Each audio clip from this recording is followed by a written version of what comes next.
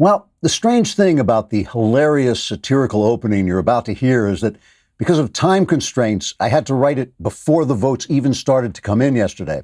For all I know, I could be reading this when you're so crushed by despair, you're actually hanging from the rafters in your attic, your blackened face staring emptily into the middle distance while your body twists slowly to the mournful rhythm of the creaking rope you tied around your neck in the realization that every possible good thing that was ever going to happen to you had already happened and there was nothing to look forward to but the sweet embrace of Mother Death. In which case, you may not find the satire as funny as I hoped you would.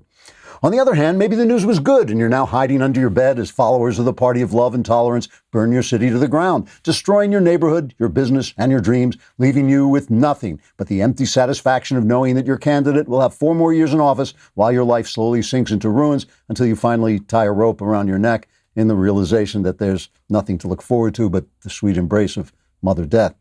In which case, you should be in a great mood and we can laugh and laugh together right up until the moment, you hang yourself. But whatever the outcome of the election is or was or may yet be, I'm sure we can all find some peace and satisfaction knowing that God is in charge of history. Or at least he was until he lost control of the House and Senate. Now he's just in charge of casting the entire earth into a lake of fire where every single one of us will roast in agony for all eternity. In which case, maybe we'll just skip the satire. Trigger warning, I'm Andrew Klavan, and this is The Andrew Klavan Show. I feel hunky-dunky, life is tickety-boo. Birds are winging, also singing hunky-dunky-doo. Ship-shape, tipsy-topsy, the world is zippity-zing. It's a wonderful day, hurrah, hooray! It makes me want to sing. Oh, hurrah, hooray! Oh, hooray, hurrah! All right, it's possible we're back. I haven't woken up yet, but when I do, I'll let you know. We may be here. I was just saying to one of our production team, McKenna, I was telling her that they forgot to pick up the garbage outside my house this week. So it's just been sitting out there getting worse and worse and uglier. I'm afraid if I stand next to it, they won't know which of us to pick up. It was a long, long night. I'm sure many of you are in the same situation, but now we're all here together, angry and depressed and lost. And so we will join together. And the way we join together is by you subscribing to my YouTube channel, the Andrew Klavan channel, not the Daily Wire, the Andrew Klavan channel, where we now have over 200,000 subscribers, but we're trying to get to 42 billion. So please sign up. Ring that little bell. You'll get notifications of my content. I will bring them personally to your house. I actually do come down the chimney and leave them under a tree, which I also bring with me, and leave a comment. And if the comment is angry and just neurotic and crazy enough, we'll just include it because no one will be able to tell the difference from the rest of the commentary. Today, we have a comment from Anthony Magaro. It says, if the socialists win, I'm sure they'll take an E from someone else's name so that there can finally be an E in Klavan. That's kind of a good deal. I may take that one. So listen, before I start talking about what is essentially a crap show brought on not by our fellow Americans on either side of the aisle, but by our oh-so-clever leadership who think it's worth screwing with our democracy if it gives them even the slightest advantage. And let me just say, this should not be. And real Democrats and real Republicans in the populace should rise up as one and put an end to this garbage. How hard is it to hold an election on Election Day? You want to vote? Show up on Election Day. Why are we voting before the race is even run, before the candidates have finished making their cases and having their debates? If nothing else, that just encourages idiots who think they know what they know and are never going to change their mind, which makes them idiots twice. Why should people be mailing in their ballots? They're perfectly capable of going to the polls. Every time some jackass, and this is usually on the left, says waiting online is voter suppression, she should be hit in the face with a custard pie. We are objects in space. We can't all fit into the voting booths at once. We have to wait online to get there, just like when we go to the movies. We know when elections are coming. There's no reason we can't prepare for the day and let people vote in person on the day unless they have a very particular reason not to. And how hard is it really to count votes in such a way that a reasonable man or woman feels he has been rightly served? How hard is it to get honest people who are Republicans and Democrats both overseeing the process so not only is the cheating kept to a minimum, but so that we trust the cheating is kept to a minimum? Is your particular party's rise to power so freaking important that it's worth sacrificing our democratic system to have messes like this. Count the votes in a way we can trust, lose gracefully, win gracefully. Don't be an unpatriotic jerk. Today, right now, Trump's people are saying he's won Arizona, that they know he's won Arizona. Obviously, we have this crazy thing going on where they said, oh yeah, we've counted 98% of the vote. Oh no, it's 86% of the vote. So we just don't know what's going on. Other people are saying that every single vote that has been counted in the aftermath in Wisconsin and Michigan, 100% of them all went for Biden.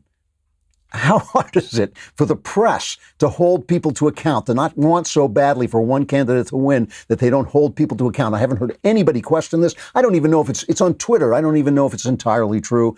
We need elections that are not only fair, but that look fair. That is not that hard. It really isn't. Other countries do it. We can do this. This should not be.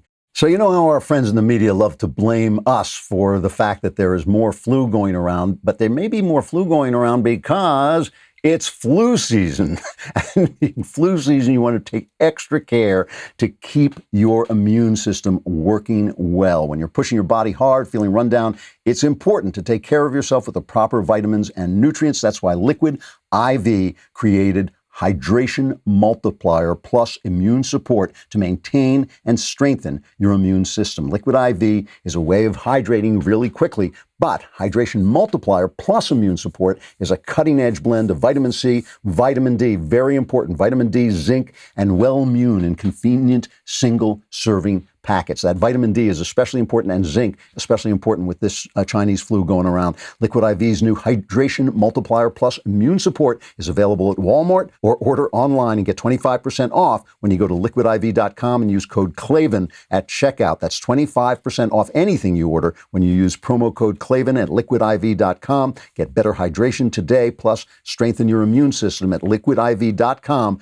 Promo code CLAVEN. And I know what you're thinking, please, but I don't know how to spell CLAVEN. Please. It's KLA. Don't panic. It's KLAVAN. No E's. So we're not going to know the full results of this for days. I mean, first of all, there's going to be the counting, then there's going to be the lying, then there's going to be the accusations, then there's going to be the court. I'm hoping this is not going to go on forever. I think it'll it's got to end up in court, but I don't think it'll go on for more than a week. Maybe about a week. That's what I'm guessing. But we're not going to know today. So I'm not, I'm going to keep checking Twitter, but I'm not going to look unless something incredible breaks, and just report you every new rumor and every new development. Let's just look at what's happened so far. Here are the statements that were made. We did a great show I was there, for 12 hours, 14 hours. Here's the statement that Biden made as the night was winding down, and people were starting to say, we're not going to count anymore. Why? Because they couldn't stay awake. I don't know why, but that's what they were saying. Here's Biden's statement. This is cut 15. We believe we're on track to win this election.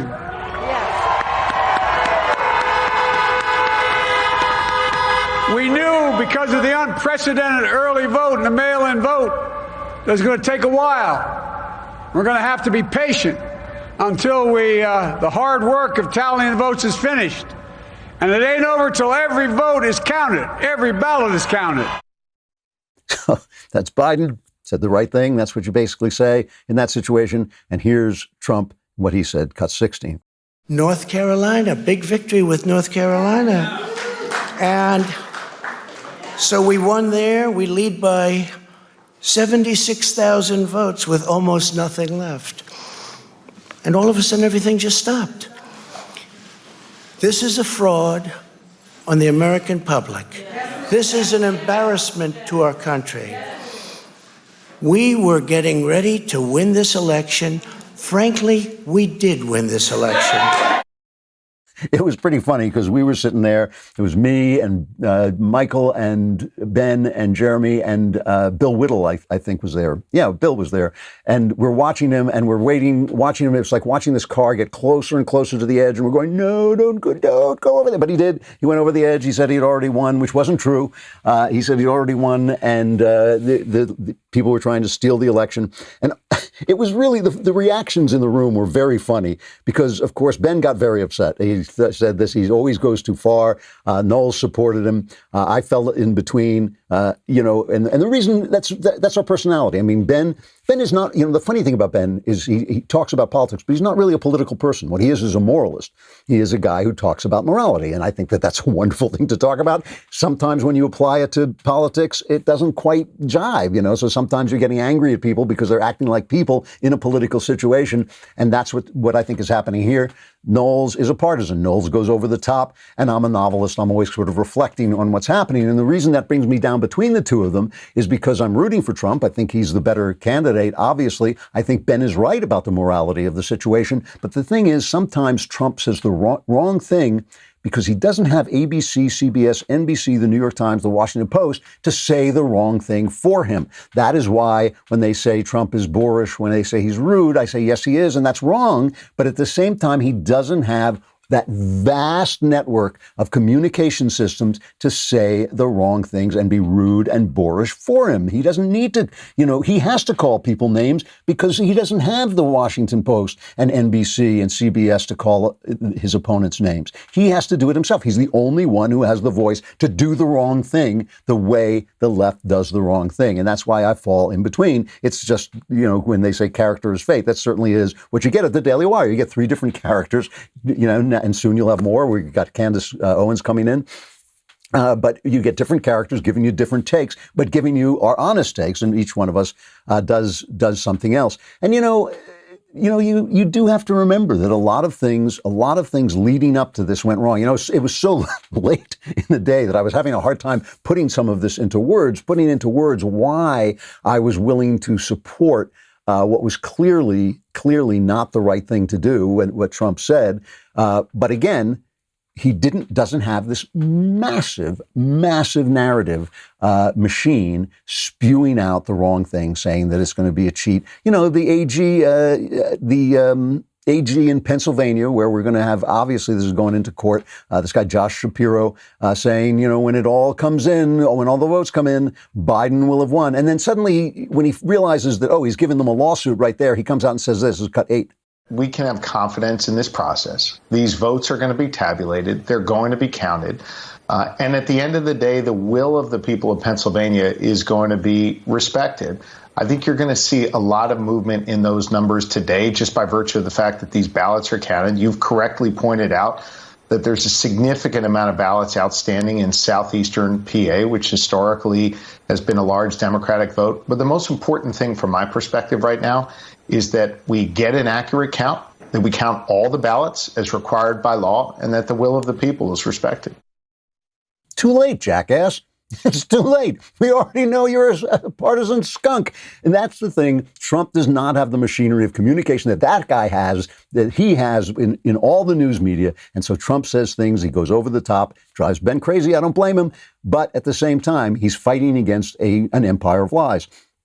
So I got to reflect on I'm going to reflect on the last night a little bit. I'm sure you all know the results at this point, but it does look like we're going to hold the Senate. That is a massive, massive win. It does look like we're going to pick up House seats. Nobody predicted that. The pollsters lost last night, big time. The mainstream media lost last night, big time. The whole Trump is Hitler thing is not playing.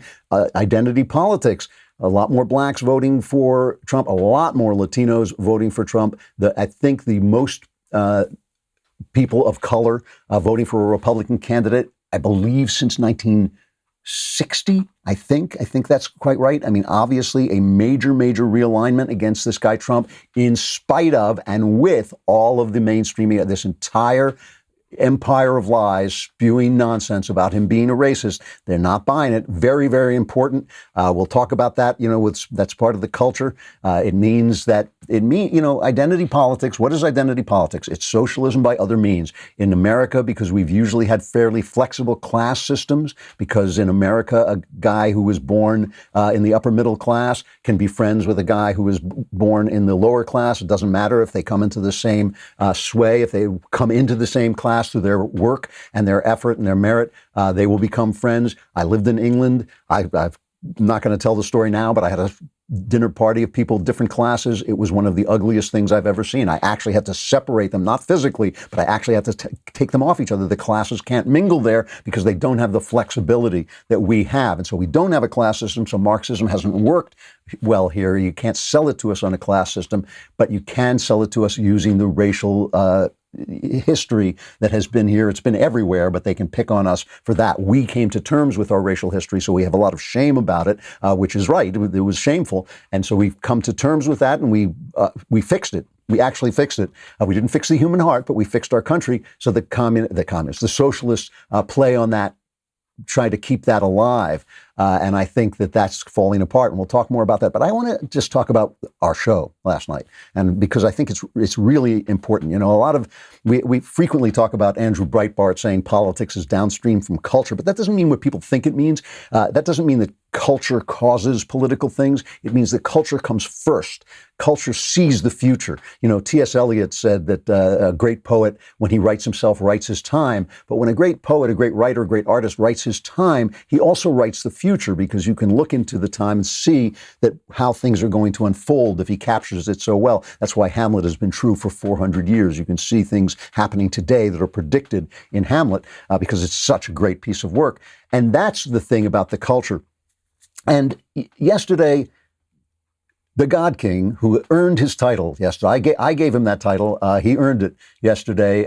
He earned it. He is turning the ship of the Daily Wire toward the culture, which is a wonderful, wonderful thing. Bringing Candace Owens in to do a show before a live audience, getting some investigative reporters, something I've been banging the drum about for 20 years, moving into fiction, which I hope I will have a large hand in. And you know, it's funny because these are things that I've been militating for not for 20 years, but at the Daily Wire since I got there. When I first saw Candace Owens, I brought her on the show, and I walked out of the show and I walked into Jeremy's office, this is like 4 years ago, and said, you know, you got to hire this girl.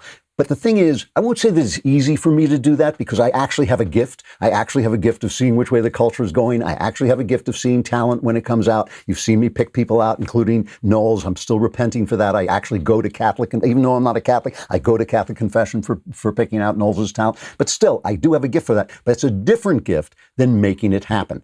This is the thing. I've been banging this culture drum for a long time, but I'm Geppetto. I go into a room, I make stuff. That's my job. That's my nature. That's who I was made to be. I'm not a guy who creates big structures. I can do things because an artist travels alone, and he travels fastest who travels alone. But Jeremy is running a big operation. He's the guy who's got to throw the money around. He's the guy who's got to make the investments. He's the guy who's got to put the people in place at the right time when it'll work. I can be ahead of my time because if I write a book and it's ahead of its time, and I've done this numerous times, it'll still sell a lot later. You know, it'll have what they call in publishing a long tail. It might come out and people say, I don't get this because it's ahead of its time, but people will catch up with it. I can do that. He can't, because if he does that, he loses the money and then he doesn't get to do it. So it's really a beautiful, beautiful thing to see what he's doing. And I was watching.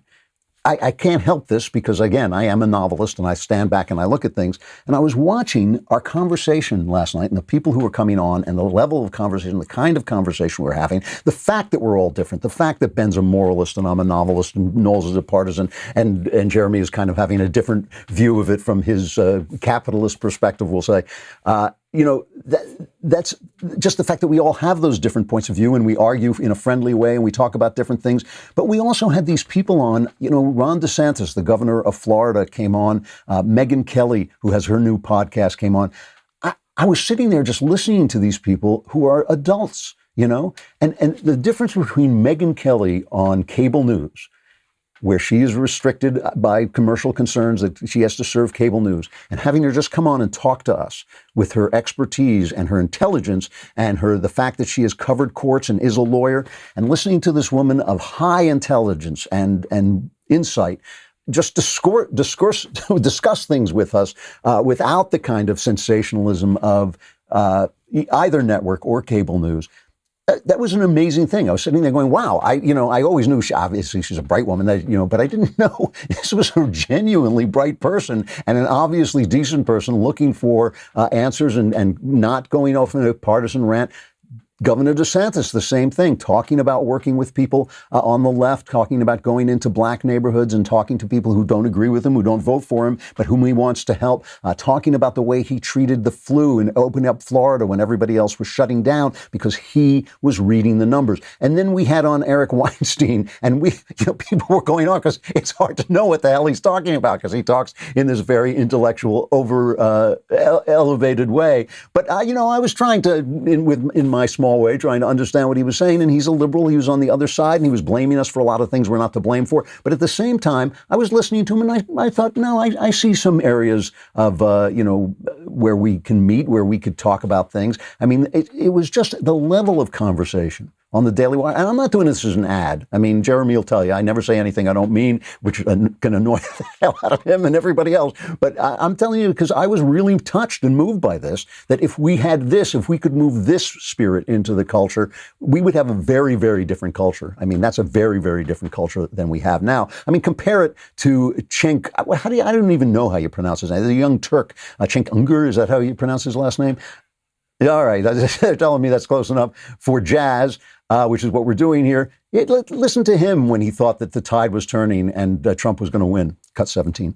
Forget him being a racist. Forget him being a fascist.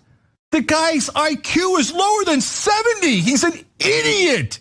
He's a total moron. And you couldn't figure out how to crush him in an election? Man, the corporate Democrats and the mainstream media suck at this. They absolutely, positively suck, and they brainwash smart people into compliance. That's been the culture for 50, 60 years. God willing, the Daily Wire is going to change that. And good for God King Jeremy Boring, who, like I said, earned his title. I gave him that title. He deserves it. I would take my hat off to him if I had a hat. So you know what I'm missing right now? I'm missing my Helix mattress because I haven't seen it in 2 days. I got home so late last night. If I floated for like an hour over my Helix mattress and then got up again, it's a torment. I will sometime this afternoon get back to my Helix mattress because it is so comfortable. I just want to lie on it. And this time, I'm pretty sure I'll be asleep. Helix Sleep has a quiz that takes just 2 minutes to complete and matches your body type and sleep preference to the perfect mattress for you. The quiz is fun in and of itself, but it will help you get a great mattress, whether you're a side sleeper, hot sleeper, or me, a non-sleeper. Helix Sleep is rated the #1 mattress by GQ and Wired. So go to helixsleep.com/Klavan, take the 2-minute sleep quiz, and they will match you to a customized mattress that will give you the best sleep of your life, or for me, the best lying awake of your life. And right now, Helix is offering up to $200 off all mattress orders at helixsleep.com/Klavan. Get up to $200 off at helixsleep.com/Klavan. You want to lie in comfort as you consider the big questions of life, like how do you spell Klavan?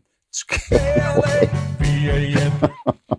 Oh, I'm never going to make it through the rest of the day.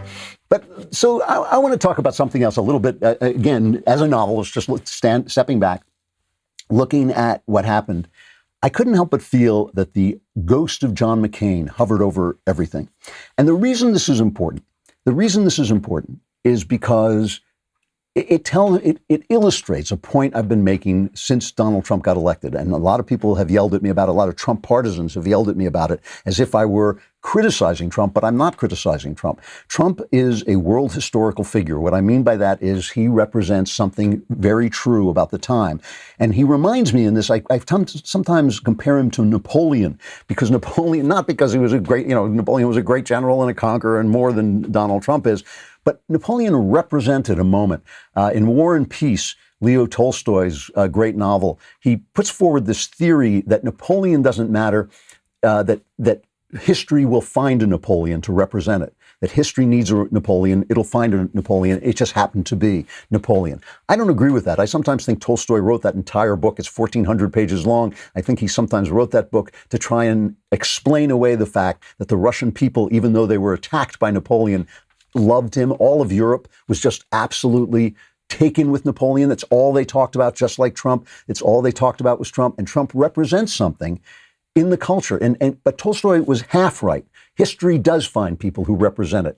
Individuals matter, but history does find people who represent it. And history in America has found Donald Trump. Now, he lost, Arizona is still in play. They're saying that they've won, that they may have won Arizona. But if he lost Arizona, we've certainly lost the 2 Republican senators we had there, and now they have 2 Democrat senators.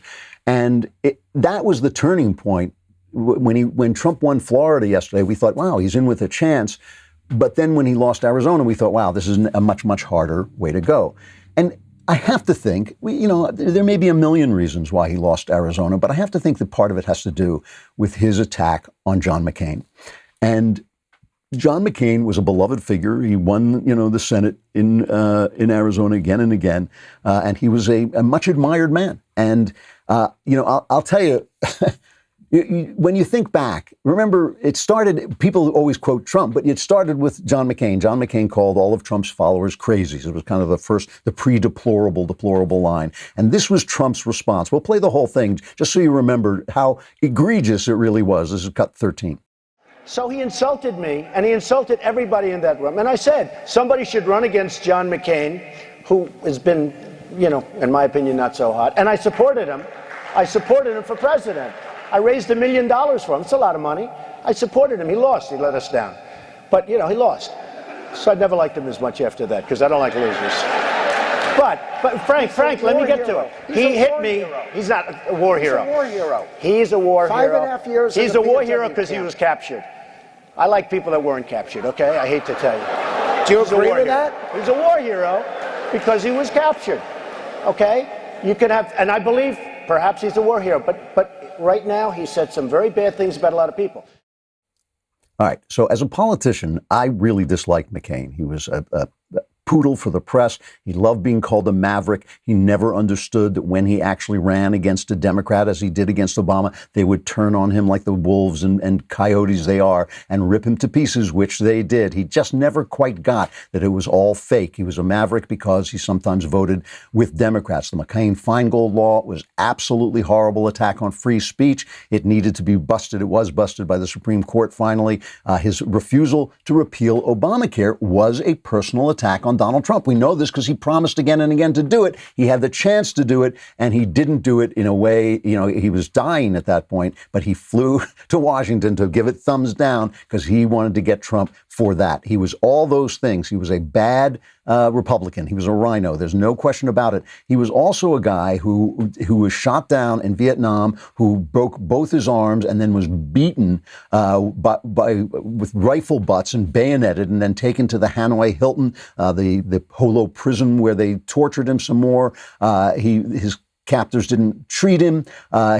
He was beaten. He was offered to be released because his father was high up an admiral, and they thought it would be good press if they released him. He refused to go. He refused to be treated better than his men. They then just unleashed a hellish torture on him until he finally signed some document, attacking the U.S., for which he never forgave himself. The guy was a hero. He was a hero in a major way that, let's face it, Donald Trump, nor you nor I can really comprehend. He was a gigantic, patriotic war hero. So, when Donald Trump did that, can you blame Meghan McCain, his daughter, when she stood up? Here she is standing up at her father's funeral, and this is what she said, cut 14. We gather here to mourn the passing of American greatness. The real thing, not cheap rhetoric from men who will never come near the sacrifice he gave so willingly, nor the opportunistic appropriation of those who live lives of comfort and privilege while he suffered and served. So this had to have an effect on Arizona. And, if you can blame a daughter for doing that, and you can say, well, get in line. Come on, we got to get on the Trump train. Baloney. If you're going to forgive Donald Trump for being a loudmouth, and we all forgive him, we're all used to him by now, you got to forgive a man's daughter for not wanting to see her hero father dissed like that. And this had a huge effect. When I say Donald Trump is a tragic character, people think I mean that it's sad that he's the president. That's not what I mean. Tragedy is when two imperatives, two things that must be, conflict. That's what tragedy is. It's when two things that have to happen can't both happen, right? My son Spencer, no relation, who did a great job last night on the show. He's a classic scholar. He always talks about the Oresteia, the great play cycle, the great ancient Greek play cycle.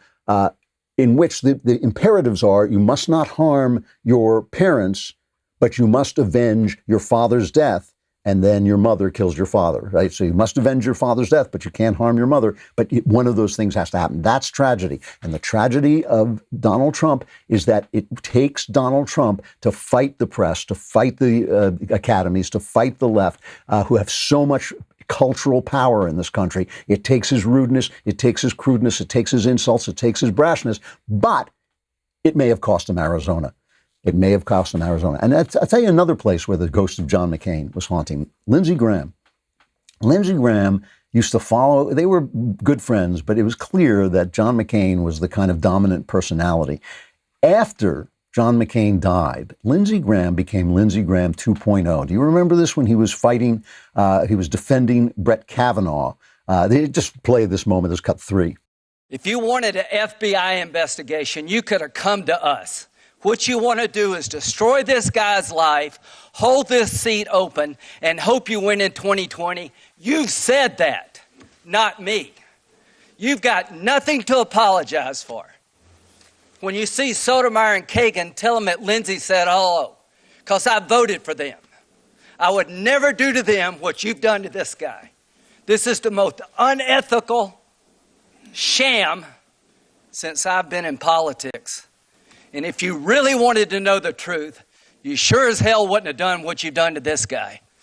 Are you a gang rapist? No. So that was a Lindsey Graham who never existed when John McCain was alive. That was a Lindsey Graham who did not exist until John McCain died and let him go. So that ghost of him was there yesterday when Lindsey Graham won re-election. Here's part of his acceptance speech, cut 1. We got a mountain of debt. There's no way for the Republican Party to get the country out of debt. Have to work together like Ronald Reagan did and Tip O'Neill. I may be the budget chairman. It looks like we're going to hold the Senate. I promise my Democratic colleagues that if you'll work with me, I'll work with you, because the debt is going to ruin the country. And I just want to remind everybody, whatever differences we have, they pale in comparison to what we believe in, which is the right to pick our leaders. I can tell you there are people out there that hate Chuck Schumer just as much as Lindsey Graham. That's hard to believe, isn't it? But radical Islamists don't see us as Republicans or Democrats. They see us as infidels. That's that again, Lindsey Graham was always a hawk, always followed McCain in his hawkishness. But that is a speech calling for unity, but reminding us that that unity has to come in terms, in American terms. We're not going to have unity with people who make excuses for Islamists. That was, it was a powerful speech. He went after the press. He talked about the fact that the press lost, and that also has to do with the ghost of John McCain. He was a big figure last night in a lot of different ways. So, guys, do you want to lose your hair? Of course you don't. Look at me. Look at me. Do you want to look like this? No. Look at me. So, did you know that 2 out of 3 guys will experience some form of male pattern baldness by the time they're 35? That's about when it actually hit me much earlier. But you can get treated from home with Keeps. You used to have to go to the doctor's office for your hair loss prescription. Now, thanks to Keeps, you can visit a doctor online and get hair loss medication delivered right to your home. They make it easy and deliver your medication every 3 months, so you can say goodbye to pharmacy checkout lines and awkward doctor visits. The girl behind the checkout counter going, "Hey, this is for baldness. You want the baldness stuff?" You don't want that going on. You just want to get it delivered to your home by Keeps. Prevention is key. Keeps treatments typically take between 4 to 6 months to see results, so it's important to act fast. If you're ready to take action and prevent hair loss, go to keeps.com/Klavan to receive your first month of treatment for free. That's KEEPS.com/Klavan. I know you're thinking, everybody can spell Keeps. What am I, an idiot? How do you spell Klavan? It's Klavan. No E's in Klavan. I just make it look this incredibly easy. Duh. It's an incredibly tight race, and we have kept you in the loop every step of the way with all of yesterday's coverage, and we're going to keep covering it. And it's still too soon to tell who wins, so Join Daily Wire now and get 25% off with code ELECTION. We are keeping that code in place while this fight goes on, and you can keep on with us and get all the unfolding twists and turns, and there are sure to be a lot of them. So it's 25% off your Daily Wire membership with code ELECTION when you sign up today, because if there's one thing 2020 has taught us, it's that anything can happen. If you get on All Access, you will get to talk to each one of us through the week. We have All Access every day, and then one of us comes on and answers questions and takes comments from you. I will be doing that today. I'm putting aside, by the way, the mailbag for today. There's just too much to talk about, so I'm leaving aside the mailbag. So please send in, if you're a subscriber, please send in your questions now, and we'll handle them tomorrow. We'll try and handle them tomorrow unless the news overwhelms us, but we'll put it off for today. So come on over to thedailywire.com, subscribe, send in your questions. All my answers will be guaranteed correct and will change your life, possibly for the better, possibly just going to go on and on like this.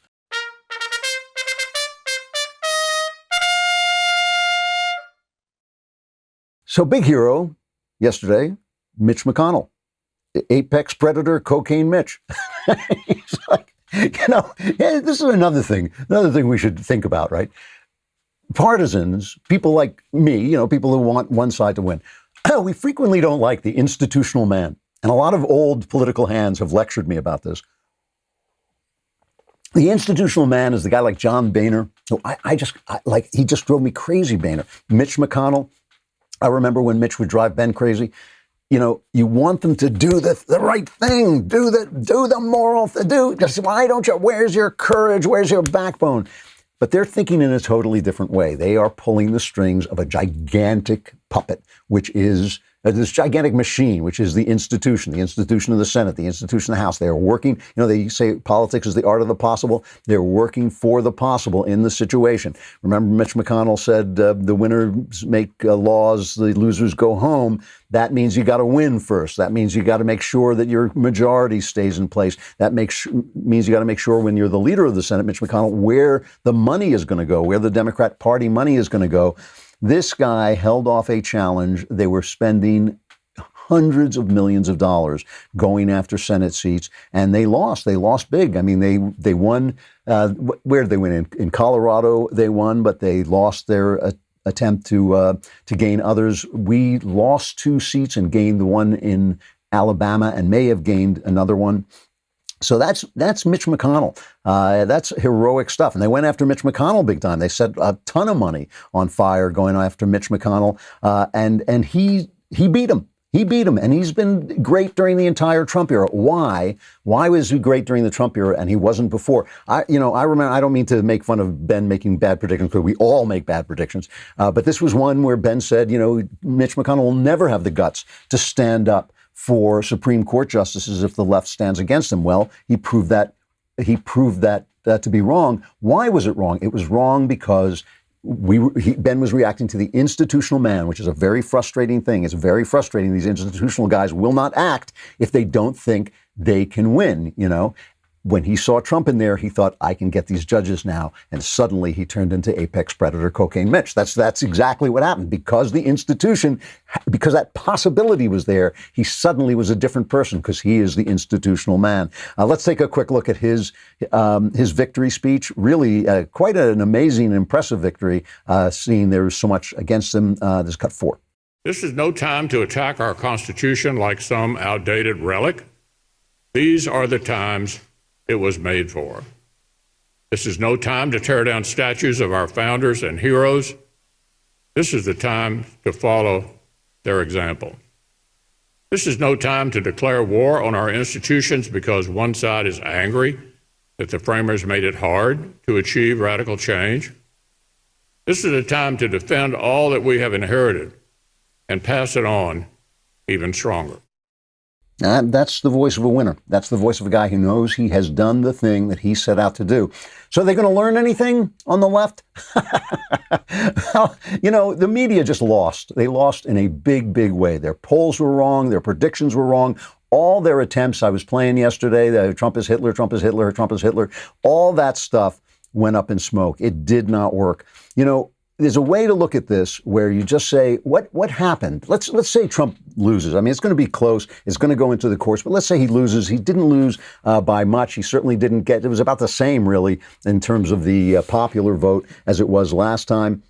All that work didn't go anywhere. The fact that Donald Trump didn't expand his base is what will have taken him down if that's the case. But it means that everything they did was wrong. So it means that the public was kind of making decisions, kind of kitchen table decisions. We're saying, well, the economy, he had a great economy, but the economy's gone now. Look, we can sit around and talk about the fact that that's not Trump's fault. But, you're an ordinary American out there with working, not paying attention to politics every minute of the day. Suddenly things are not going as well as they were going. Donald Trump didn't do a good job. Maybe your folks got sick from the flu, and we say, well, it's not Trump's fault, but Trump's the guy, So maybe the people were just making kind of common sense decisions and not listening to all this garbage that makes us crazy. Here is Jim Vandehey from Axios, a left-leaning outlet, but not an entirely dishonest outlet. He's the CEO of Axios and co-founder, I think. This is cut 7. All of us have to have a little bit of humility. And a lot of people living in bubbles have to realize they don't understand America. Republicans way overperform. There's so much that we're going to be unpacking in the coming weeks. But I do think the one thing all of us can learn is to have a little bit of humility that there's something going on. And we talked a lot about it on the show, all these flags, the boats, everything. There's something going on out there that the most of the media has been missing. And obviously Donald Trump and Republicans are the big beneficiaries of that as we sit here today, even if Trump loses the presidency. See, that actually is insight. And look, I've been saying that for 4 years, right? I've been saying that ever since Trump got elected. Take a look at why. Don't tell the people that they're deplorable, ugly, stupid racists.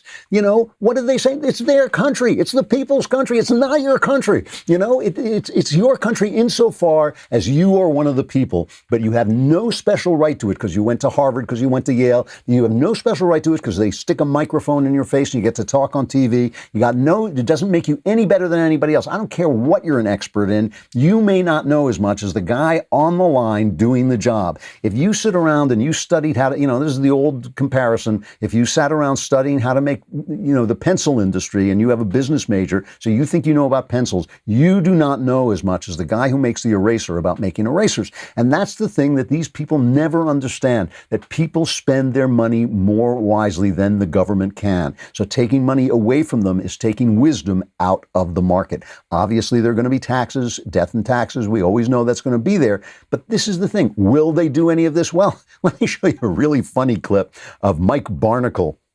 I think this is cut 5 on Morning Joe. He's talking to Mika Brzezinski, and he's trying to get this assessment of what went wrong.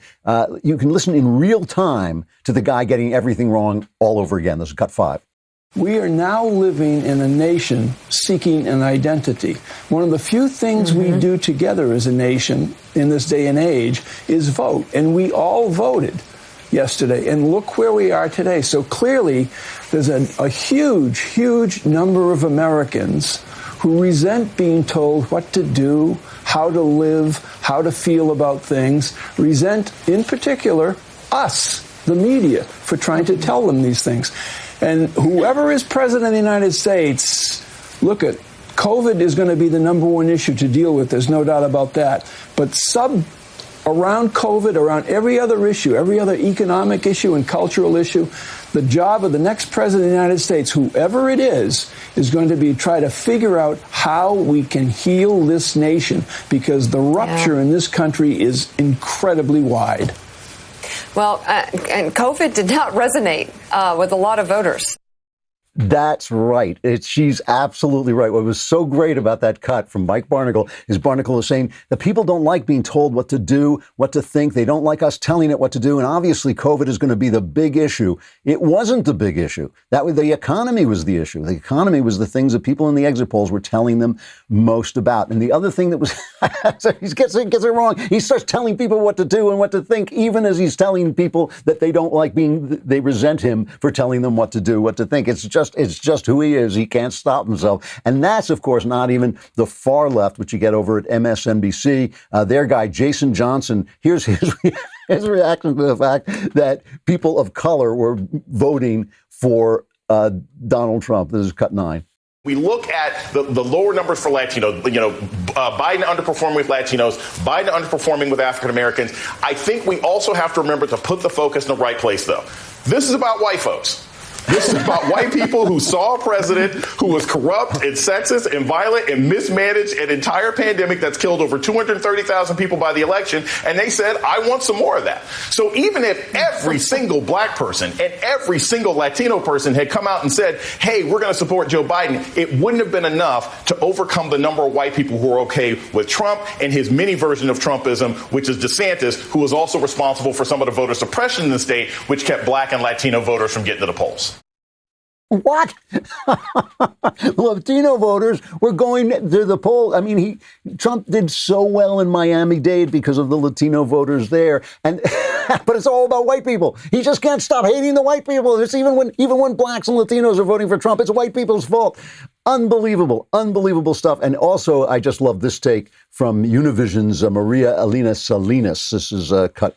Well, I don't know which cut it is. Do you have that? Well, you know, that has been a message throughout with Cuban Americans. It has resonated with Cuban Americans. But this time the message was much stronger. There was a lot of disinformation in radio stations in Miami, in Spanish language media there. And they really scared people into socialism. And especially now Venezuelans. Venezuelans are only 2% of the vote, the Latino vote. However, they are coming out in larger numbers. So it really is the turnout that is being effective. You also have Central Americans. You also have Colombians. So that's why it's resonating so much.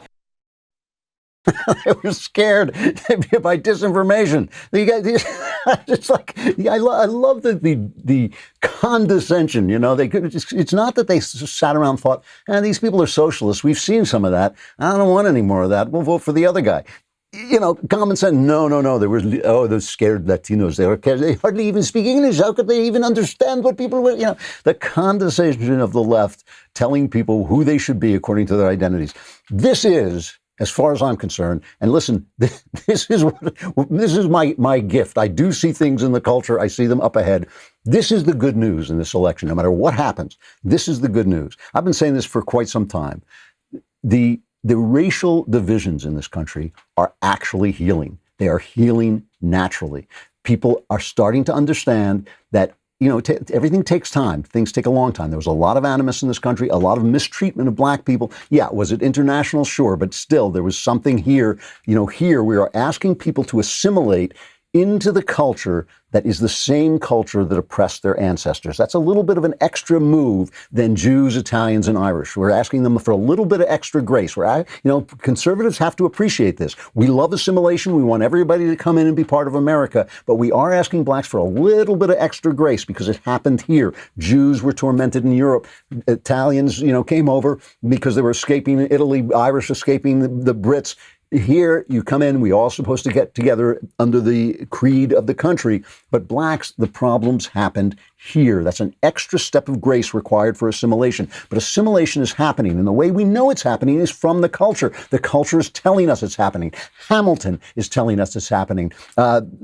Get Out, that movie Get Out, was about the fear of it's happening. That's what it's about. It's about the fear of black assimilation. Will we lose our souls if we become a bigger part of America? But the welcome mat is out now. The welcome mat is out, and that is making the socialists crazy because that's the only thing they've got. They can't start class war here. They have to start a race war, and that tool is falling out of their hands as we speak. And that's why the panic, that's why the riots, that's why the overblown rhetoric from the left, which is ABC, NBC, CBS, the New York Times, Washington Post, CNN, that is the left. That's why they're spreading these false stories about the police. That's why they're spreading this craziness about defund the police, which brought Latinos out in droves to vote for Trump.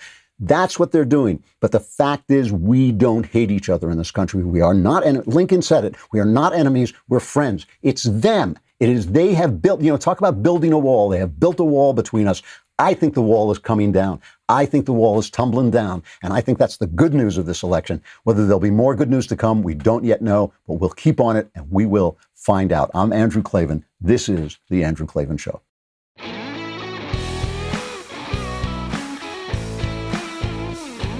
The Andrew Klavan Show is produced by Robert Sterling. Executive producer, Jeremy Boring. Our technical director is Austin Stevens. Supervising producer, Mathis Glover. Assistant director, Pavel Wadowski. Edited by Adam Sayevitz and Danny D'Amico. Audio mixed by Robin Fenderson. Hair and makeup, or head and makeup, is by Nika Geneva. Animations are by Cynthia Angulo. Production assistants, McKenna Waters and Ryan Love. The Andrew Klavan Show is a Daily Wire production. Copyright Daily Wire 2020. You know, the Matt Walsh Show, it's not just another show about politics. I think there are enough of those already out there. We talk about culture because culture drives politics and it drives everything else. So my main focuses are life, family, faith. Those are fundamental, and that's what this show is about. I hope you'll give it a listen.